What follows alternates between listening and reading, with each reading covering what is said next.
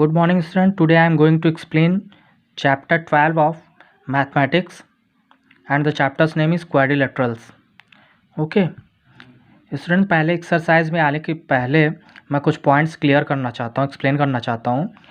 वो है जैसे लाइन, सेगमेंट, रे एंड लाइन.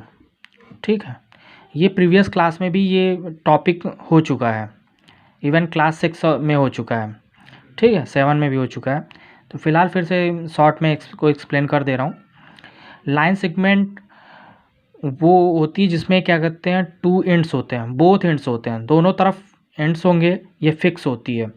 ठीक है, ये लाइन सेगमेंट है, इसमें दोनों एंड होते हैं, ये कहीं भी एक्सटेंड नहीं कर सकती, फिक्स होती, इसकी लेंथ फिक्स होती है.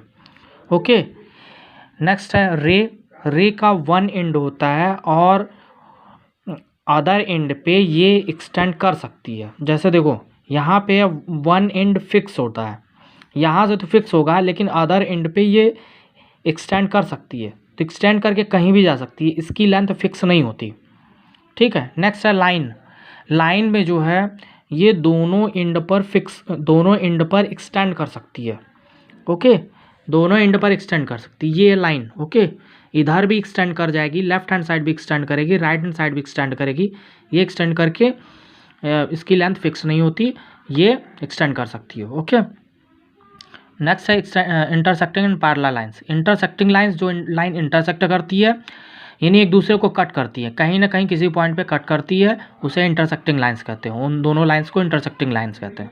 पैरेलल लाइंस क्या होती है, वो दो लाइंस, 2 लाइंस और 3-4 लाइंस कुछ भी हो सकती हैं, जिनके बीच की डिस्टेंस हमेशा सेम होती है, वो पैरेलल लाइंस होती हैं.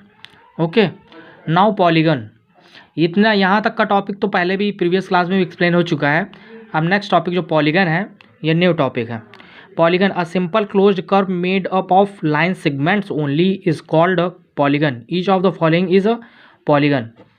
पॉलीगन वो होता है जो एक सिंपल क्लोज्ड कर्व होता है, क्लोज्ड कर्व होता है और लाइन सेगमेंट से बना होता है. ठीक है, उसको पॉलीगन बोलते हैं. तो क्लासिफिकेशन ऑफ पॉलीगन. पॉलीगन, अब लाइन सेगमेंट से ही पॉलीगन बनेगा और क्लोज्ड फिगर होगा. ओके, यानी बंद फिगर होगा. तो triangle, quadrilateral, pentagon, hexagon, heptagon, octagon, नोनागन, decagon, ये सारे के सारे पॉलीगन है. सिंपल सी बात है, क्लोज्ड फिगर होना चाहिए और चाहे जितने लाइन सेगमेंट हो, उससे मतलब नहीं होता है. ठीक है, तो ये सभी हैं. ये नेम ऑफ द, ये पॉलीगन के नाम हो गए, नेम हो गए, और उसमें कितनी साइड है, कितने वर्टिसेस होंगे. जितनी साइड्स होंगी उतनी वर्टिसेस होंगे. जैसे ट्रायंगल में 3 साइड्स होती हैं तो 3 वर्टिसेस होते हैं. क्वाड्रिलेटरल में 4 साइड्स होती हैं तो 4 वर्टिसेस होते हैं. ओके, ये है. और diagonals of a polygon. Polygon का डायगोनल क्या होता है? Diagonal is a line segment connecting two non consecutive vertices of a polygon. जैसे ये पॉलीगन है, ये एक हेक्सागन है. ठीक है, क्योंकि इसमें 6 साइड है इसलिए हेक्सागन है. तो इसमें किसी भी नॉन कॉन्जिक्यूटिव वर्टिसेस को ज्वाइन कराने से क्या बनता है? डायगोनल. जैसे ये तो कॉन्जिक्यूटिव हो गए, नॉन कॉन्जिक्यूटिव, इसको ज्वाइन करा दो, इसको ज्वाइन करा दो, इसको ज्वाइन करा दो. किसी भी non consecutive, 2 non consecutive vertices को ज्वाइन कराने से डायगोनल बनता है. ठीक है. अब है interior and exterior angle of a polygon. यहाँ पे देखो, ये एक पॉलीगन बना हुआ है, ये एक पेंटागन है. पेंटागन या पॉलीगन कोई भी हो, उसके अंदर के सारे एंगल्स, ये तो इंटीरियर ऑफ द एंगल होगा. ठीक है, इंटीरियर एंगल हो गया. और अगर किसी भी साइड को जब प्रोड्यूस करते हैं, ठीक है, उसको आगे बढ़ाते हैं, ठीक है, उसको जब एक्सटेंड करते हैं, तो ये जो एंगल होता है, एक साइड और जो साइड प्रोड्यूस करते हैं या एक्सटेंड करते हैं, उनके बीच का जो एंगल होता है, उसको कहते हैं एक्सटीरियर एंगल. ठीक है, उसको क्या बोलते हैं? Exterior angle. If you produce a side of polygon and exterior angle is formed. Okay. Now अब देखो, यहाँ पे एक्सटीरियर एंगल और उससे लगा हुआ जो एडजेसेंट एंगल इंटीरियर एंगल होगा, इन दोनों का सम जो होता है 180 होता है. क्योंकि ये एक लाइन पे बना हुआ एंगल है, इसलिए स्ट्रेट एंगल होगा, 180 डिग्री होगा. नेक्स्ट है convex and concave polygon. A polygon in which measure of each angle is less than 180 degree is called convex polygon. Convex polygon जिसके अंदर जिसका हर एक इंटीरियर एंगल जो होगा वो 180 डिग्री से कम होगा तो उसको बोलेंगे कॉन्वेक्स पॉलीगन। जैसे ये पॉलीगन है, ये पेंटागन है, इसमें सारे एंगल 180 डिग्री से लेस हैं, इसलिए कॉन्वेक्स पॉलीगन होगा। ठीक है, नेक्स्ट टॉपिक है a polygon in which the at least one angle is greater than 180 degree. कम से कम एक एंगल अगर 180 डिग्री से ज़्यादा है तो कॉनकेव एंगल पॉलीगन होगा, वो कॉनकेव पॉलीगन होगा। जैसे यहाँ पे है, ये पॉलीगन है, इसका ये एंगल जो है, ये एंगल ये 180 डिग्री से ग्रेटर है, 180 डिग्री से ज़्यादा है, इसलिए क्या होगा, concave polygon.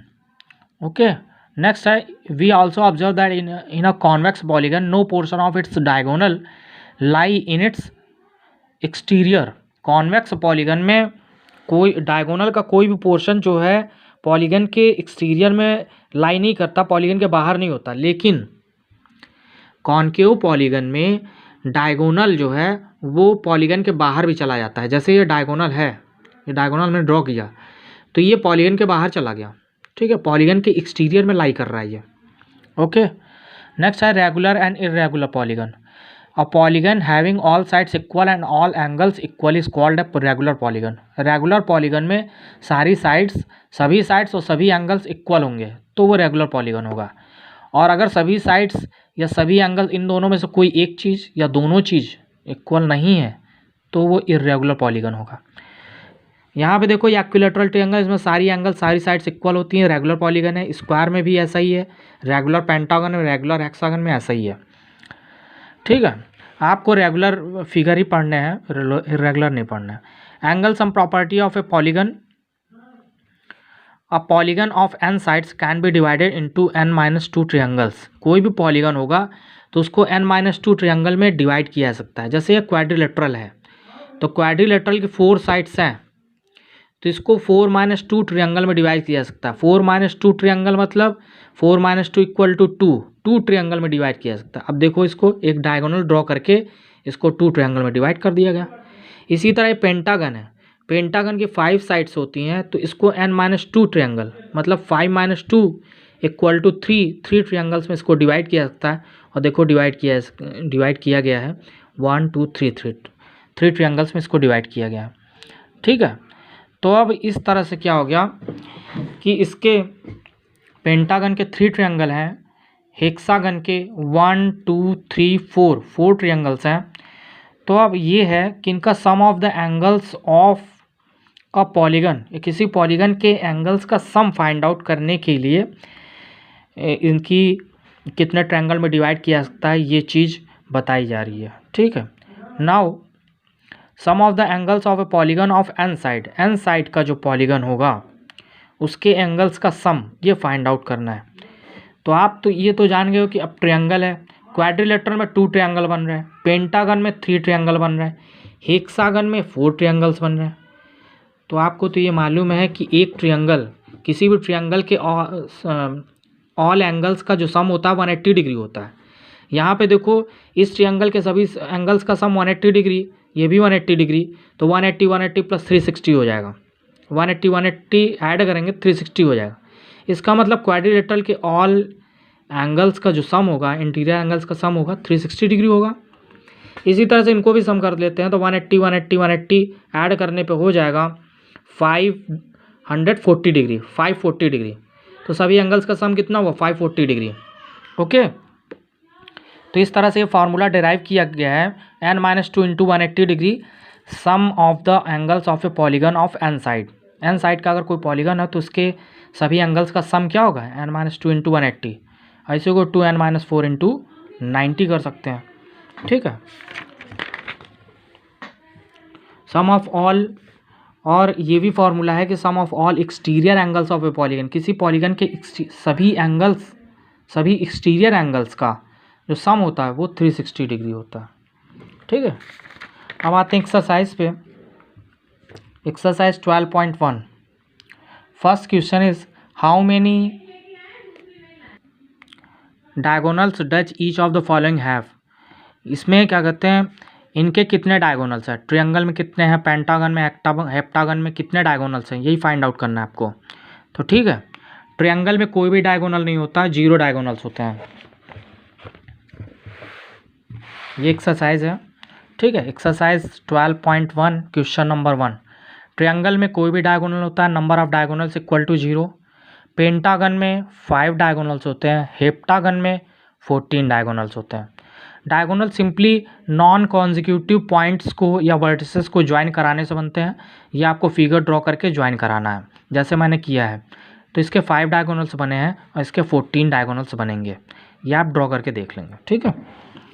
Now question number 2, find the sum of angles of a polygon is. 5 sides का जो पॉलीगन है उसका sum of angle find out करना है। सम ऑफ एंगल फार्मूला जो होता है 2n-4 into right angle, right angle equal to 90 degree होता है। 2n-4 इंटू 90 और n की वैल्यू कितना है 5, क्योंकि 5 साइड्स का पॉलीगन है ना, तो n की वैल्यू 5 है। इसे जब कैलकुलेट करेंगे तो हो जाएगा 540 डिग्री। इट मीन्स 5 साइड का पेंटागन जो होता है, पेंटागन का सम ऑफ एंगल्स जो होगा वो 540 डिग्री होगा। 6 साइड्स के लिए इन द सेम वे, जब when we are calculating this then we find out the sum of all angles equal to 720 degree. Okay, now question number 3, all the angles of a rectangle are equal, is it a regular polygon. ठीक है, a rectangle is not a regular polygon because to be a regular polygon all angles and all sides both should be equal. सभी एंगल और सभी sides equal होनी चाहिए, लेकिन rectangle में सभी एंगल तो इक्वल होते हैं, वो 90 डिग्री होते हैं, लेकिन सभी साइड्स इक्वल नहीं होती, उसमें लेंथ और ब्रेथ होती है, सभी साइड्स इक्वल नहीं होती, इसीलिए रेक्टेंगल जो है वो रेगुलर पॉलीगन नहीं है। Now question number 4, find the angle measure x in the following figure. इस फिगर में आपको एक्स की वैल्यू फाइंड आउट करनी है। ये ट्रायंगल है और ट्रायंगल के ऑल एंगल्स का सम जो होता है 180 डिग्री होता है। सॉरी ये क्वाड्रिलेटरल है। This is an quadrilateral because it has 4 sides, इसमें 4 साइड्स हैं, इसलिए क्वाड्रिलेटरल है।